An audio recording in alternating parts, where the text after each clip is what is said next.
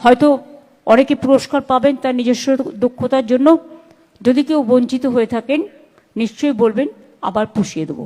দেখুন, কাজ পাইয়ে দেওয়া সেটা কি পুষিয়ে দেওয়ার নয়? পুরস্কার পুরস্কার পাইয়ে দেওয়া পুষিয়ে দেওয়ার নয়? টিকিট পাইয়ে দেওয়া কি পুষিয়ে দেওয়ার নয়?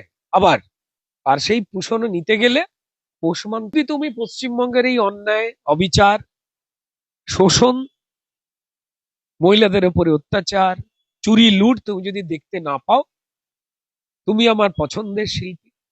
আর যদি তুমি দেখতে পাও, যদি মুখ ফুটে একটা কথা বলো, তাহলে তোমার তো কেরিয়ার গেল।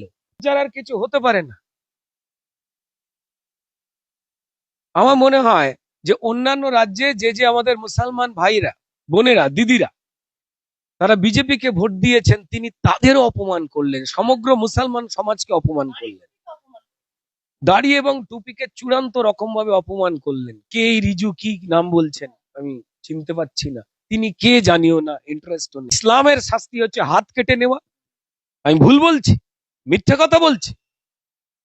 যে তৃণমূল চোর এবং চুরি ছাড়া চলতে পারে না, সেই তৃণমূলের সঙ্গে যে মুসলমান সমাজের মানুষ থাকবেন, তারা ইসলামকে এবং ইসলামের যে আইন, সারিয়া আইন, তারা সেটাকে কলুষিত করে ফেলছেন না।